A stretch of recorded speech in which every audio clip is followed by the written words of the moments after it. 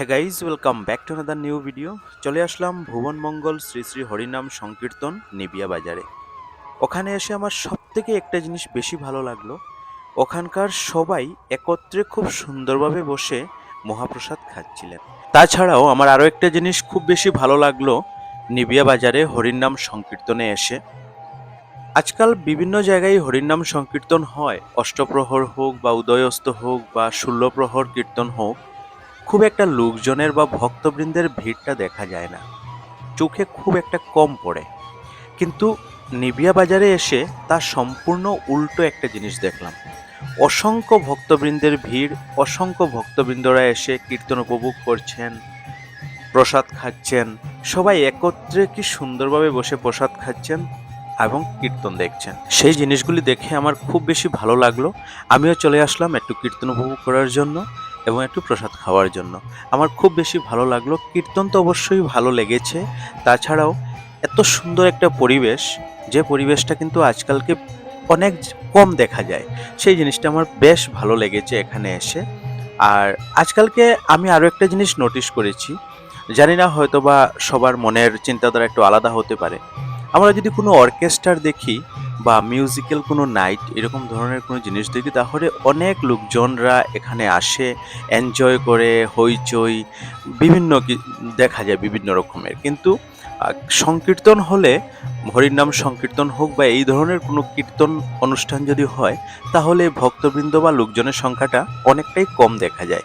কিন্তু নিবিয়া বাজারে হরিনাম সংকীর্তনে এসে আমার সেই চিন্তাধারাটা পুরো বদলে গেছে। ওখানে এসে ভক্তবৃন্দদের ভিড় দেখে সত্যি আমি পুরো মুগ্ধ হয়ে গেছি।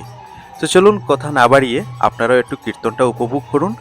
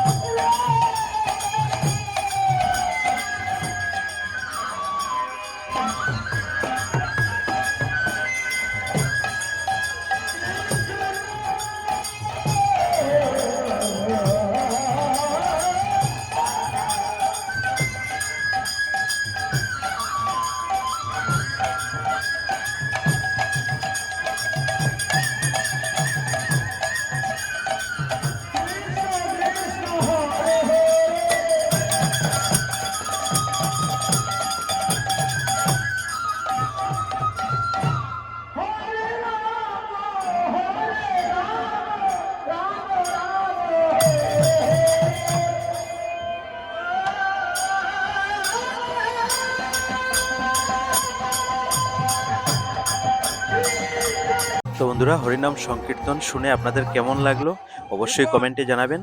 আর ভিডিওটি দেখে যদি আপনাদের ভালো লেগে থাকে, অবশ্যই ভিডিওটিকে লাইক করবেন, শেয়ার করবেন, যাতে অন্যরাও দেখতে পারে। আর এবারে দেখতে পাচ্ছেন ভক্তবৃন্দরা প্রসাদ খাচ্ছেন, আমিও একটু প্রসাদ নিয়ে নিলাম, আমি এবার একটু প্রসাদ খাচ্ছি।